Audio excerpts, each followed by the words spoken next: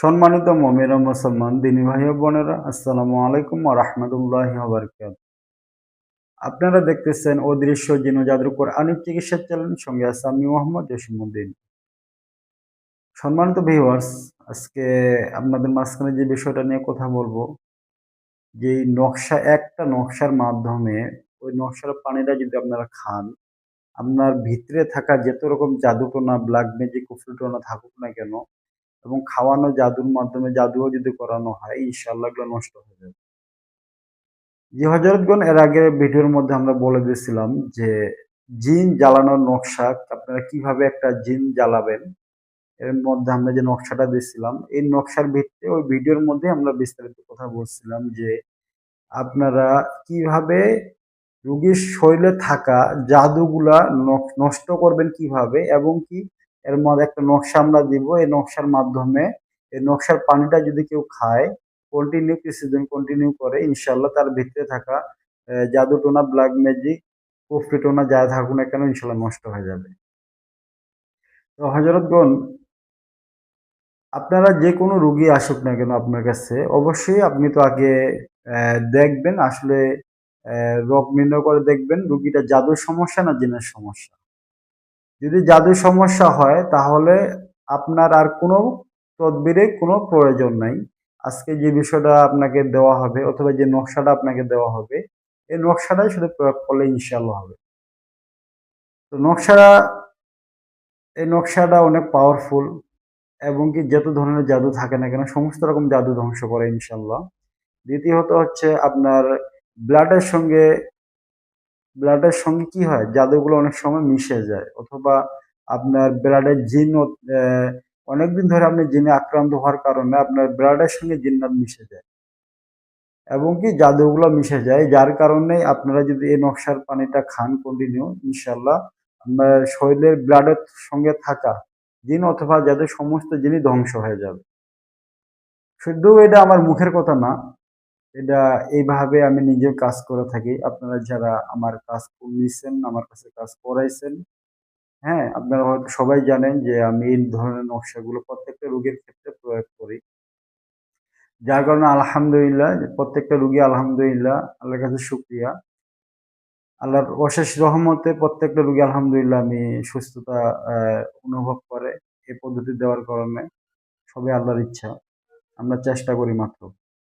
আমার কোনো ক্ষমতা নাই যে একটা রোগীকে সুস্থ করার জন্য। একমাত্র আল্লাহ সুবহানাহু ওয়া তাআলা যদি না চায়। তো যাই হোক, আপনাদেরকে যে নকশাটা দেওয়া হচ্ছে ইনশাল্লাহ আপনারা এইভাবে প্রয়োগ করলে আমি আল্লাহর কাছে আশাবাদী, ইনশাল্লাহ আল্লাহ পাক প্রত্যেকটা রোগীকে হেদায়েত নসিব করবেন, এবং কি প্রত্যেকটা রোগী সুস্থ হবেন ইনশাল্লাহ। এটা আমাদের পরীক্ষিত একটা তদবির। তো হযরতগণ, আপনাদের ক্ষেত্রে একটা জিনিস অবশ্যই বলে রাখি, যারা আপনারা নকশার মাধ্যমে কাজ করবেন, অবশ্যই নকশার জাকাত দিয়ে রাখবেন। অবশ্যই নকশার জাকাত দিয়ে রাখবেন। তো নকশার জাকাত কিভাবে দিতে হয় এ বিষয় নিয়ে আমার ভিডিও দেওয়া আছে, আপনারা দেখে আসবেন ইনশাল্লাহ। তো যাই হোক, তো আপনাদের যখন জাদু রোগীদের চিকিৎসা করাবেন তখন অবশ্যই কি করবেন, এই নকশাটা মিনিমাম 15 পিস অথবা 30 পিস লিখে অবশ্যই জাফরান কালি দিয়ে নকশাটা লিখতে হবে, এবং কি চাল অনুযায়ী নকশাটা লিখবেন। তো চাল দিয়ে নকশা লেখে, কিভাবে নকশার জাকাত দেয়, এই বিষয়ে বিভিন্ন আমাদের চ্যানেলে ভিডিও অলরেডি দেওয়া আছে। কিভাবে নকশার চাল দিতে হয়, কিভাবে নকশার জাকাত দিতে হয়।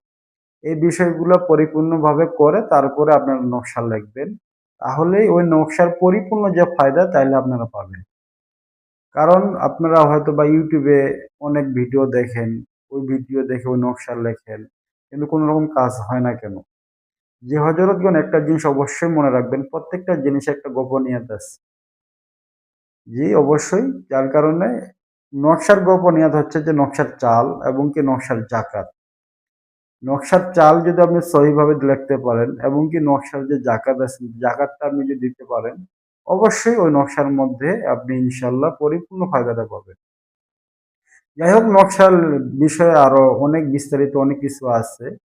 এইসব বিষয়গুলো আপনারা আস্তে, আস্তে পরে জানবেন ইনশাআল্লাহ। আল্লাহ যদি কোনো সময় সুযোগ করে দেয়, আপনাদের খেদমতে শেয়ার করব ইনশাআল্লাহ। তো আপনারা কি করবেন, যদি কোনো জাদুর রোগী আপনার কাছে আসে অবশ্যই এই নকশাগুলা স্ক্রিনে আমি দিয়ে দিচ্ছি ইনশাল্লাহ। মিনিমাম 15 থেকে 30 পিস লেখে ওই রুগীকে দিয়ে দিবেন। আর ওই রুগীকে বলবেন যে প্রতিদিন দিন একটা নকশা সন্ধ্যার সময় মাগরিবের পরে সন্ধ্যার সময় একটা নকশা 1 গ্লাস পানির মধ্যে, ফ্রেশ পানি, কাঁচের গ্লাস হলে সবথেকে ভালো হয়। 1 গ্লাস পানির মধ্যে একটা নকশা রাখে দিবে। ভরা পানির মধ্যে রাখে দিবে, গ্লাসটা ঢাকনা দিয়ে রাখবে। সকালবেলা নকশাটা ফালায় দিবে। কারণ জাফরান কালি দিয়ে লেখলে কি হয়, জাফরান কালিটা পানির সঙ্গে অ্যাডজাস্ট হয়ে যায়। পানিটা ফালায় দিলে আপনি ওই পানিটা, সরি, নকশাটা ফালায় দিলে ওই পানিটা অর্ধেক গ্লাস পানি খাবে রুগী, অর্ধেক গ্লাস পানি রেখে দিবে। এই পানিটা আবার সন্ধ্যার সময় সন্ধ্যার সময় আবার ওই অর্ধেক গ্লাস পানি পান করবে এবং আরেক গ্লাস পানির মধ্যে আরেকটা নকশা ভিজিয়ে দিবে। এইভাবে কন্টিনিউ মিনিমাম 15 থেকে 1 মাস। এই জিনিসটা যারা আপনার বেশি দিনে জাদু সমস্যা, 10-12 বছর ধরে অথবা এর থেকেও বেশি সময়ের দিন থেকে মারাত্মক লেভেলের যে জাদুগুলো হয়ে থাকে, ওই জাদুগুলোর যেগুলো যেগুলো রুগী, ওগুলো মিনিমাম 1 মাস দিয়ে দিবে। আর সাধারণ যদি 2-4-6 মাস, 1 বছর, 2-1 বছর হয় তাহলে 15 দিন দিলে হবে, সমস্যা নেই। এভাবে কন্টিনিউ দিয়ে দিবেন ইনশাল্লাহ। অথবা আপনার প্রত্যেকটা রোগীর ক্ষেত্রে 1 মাস দিতে পারেন, তাহলে সব থেকে ভালো হয়। এভাবে যদি কন্টিনিউ করতে পারে যে কোনো রোগী, জাদু রোগী, ইনশাল্লাহ আমি আল্লাহর কাছে আশাবাদী ইনশাল্লাহ সুস্থ হয়ে যাবে। তো যাই হোক হযরতগণ, বিস্তারিত কথা বললে অনেক কিছুই মনে আসে এবং কি বলতে মন চায়, কিন্তু ভিডিওটা অনেক লম্বা হয়ে যায়, যার কারণে বিষয়ে বিস্তারিত বেশি কথা বলা যায় না। তো যাই হোক, ধারাবাহিকভাবে আমরা গুরুত্বপূর্ণ বিষয়গুলো নিয়ে আলোচনা করি ইনশাল্লাহ।